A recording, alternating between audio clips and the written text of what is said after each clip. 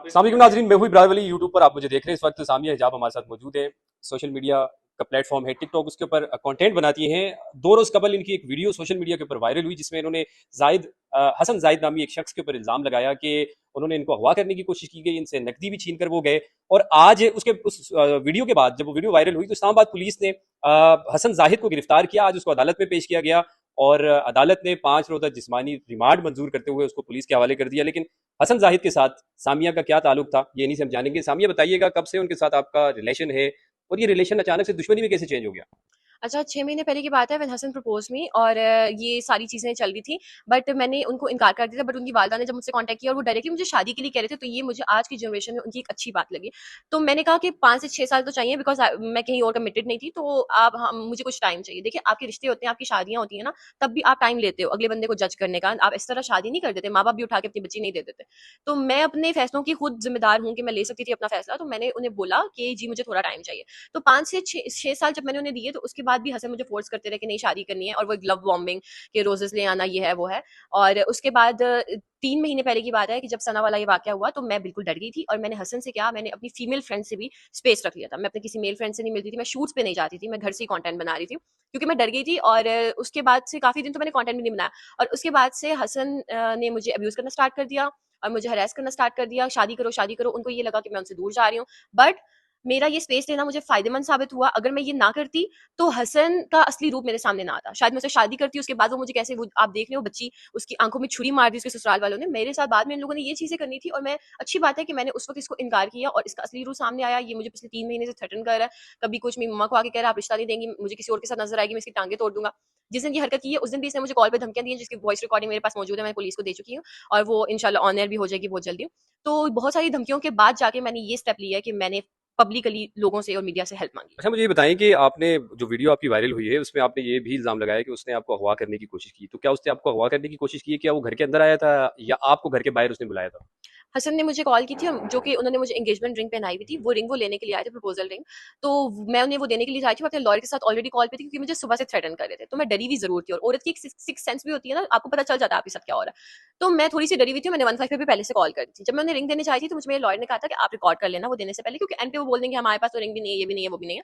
तो मैं वो रिकॉर्ड कर रही थी, सिवाय उस रिंग के हसन ने मुझे आज तक कुछ भी नहीं दिया, ना ही मैं उनकी कोई वो कीमती गिफ्ट्स वगैरह मैंने उनसे लिए हैं।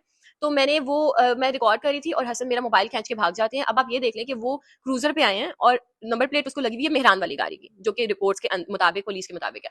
तो जब उसको वो वाली नंबर प्लेट लगा के आए, तो उनकी नीयत तो खराब थी, वो ऑलरेडी पहले से सोच के आए हुए थे कि वो कुछ ना कुछ करेंगे। और मोबाइल लेकर मेरा भाग जाते हैं, मैं उनसे मोबाइल लेने की, और वो घर के अंदर आते हैं। आप देख रहे हैं, दरवाजा खोल रहे हैं, प्रॉपर घर के अंदर एंटर हो रहे हैं, मोबाइल खींच रहे हैं, भाग रहे हैं। मैं उनसे मोबाइल लेने के लिए जा रही हूँ और मुझे मोबाइल नहीं दे रहे हैं, और साथ ही उन्होंने मुझे पकड़, जैसे ही मैंने उनसे मोबाइल लिया, वो मुझे पकड़ रहे हैं, मुझे अंदर डाल रहे हैं, और अपने दोस्त को, एक और दोस्त था उनके साथ गाड़ी में, उसको कह रहे हैं इसके हाथ पकड़ो। और मैं उस मर्द की गैरत से हैरान हूँ कि उसने भी इसको नहीं रोका और मेरे हाथ पकड़ा और इसमें टांगे अंदर कर दी, जब सिक्योरिटी गार्ड्स भाग के आ रहे थे। और वो मुझे प्रॉपर वहां से लेकर चले गए थे। किडनैप हुआ है ये।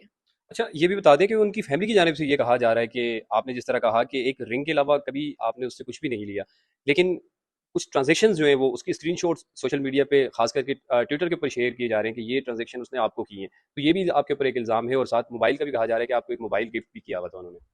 अच्छा, जहाँ तक रिंग की बात है, वो तो है, because it was a proposal ring. जब आप एक रिश्ता करते हो, आप लोग एक-दूसरे के साथ लेन-देन रखते हो, बहुत सी चीज़ों का। तो जहाँ तक बात आती है कि ट्रांज़ैक्शंस की, ये है, वो है, इस तरह की कोई भी बात नहीं है। वो जो उल्टा हसन ने मुझसे 15 से 16 लाख रुपए लिए हुए हैं, और वो जो शायद कुछ ट्रांज़ैक्शंस वो दिखा भी रहे हैं, कुछ 6 से 7 लाख रुपए हसन ने मुझे वापस किए थे। और बाकी के कुछ पैसे रहते हैं, जो अभी तक हसन ने मुझसे नहीं दिए, और जिस दिन ये वाक़या हुआ है, उससे भी पहले इन्होंने मुझसे 3,60,000 उस दिन सुबह लिया था। इनको कुछ पैसे ज़रूरत थे और ये वो, और मैंने इन्हें दिया था।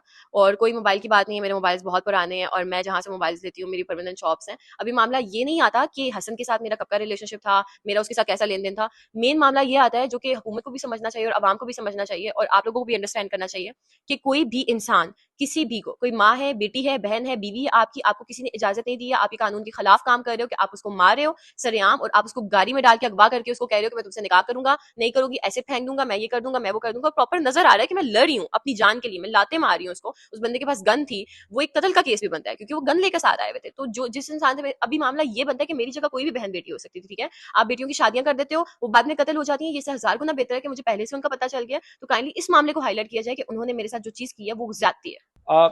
इस वक्त सामिया हिजाब के घर पे ही हम मौजूद हैं और यहाँ पर इनकी प्रोटेक्शन के लिए इस्लामाबाद पुलिस के एहलकार यहाँ पर मौजूद हैं। जैसा कि मैंने अपने इंट्रो में भी आपको बताया कि जो हसन जाहिद हैं उनको आज अदालत में पेश किया गया और पेशगी के बाद जब उनको सुना गया उन्होंने अपना इतराफ़ जुर्म किया और उसके बाद उनको पुलिस ने उनका 8 रोज़ा जिस्मानी रिमांड मांगा था, जिसके बाद जज ने 5 रोज़ा जिस्मानी रिमांड मंजूर कर लिया, जिसमें पुलिस ने यह मौक़िफ़ अपनाया कि उन्होंने कुछ एक पिस्टल और कुछ दीगर चीज़ें थी उनकी बरामदगी के हवाले से जिस्मानी रिमांड लिया गया है।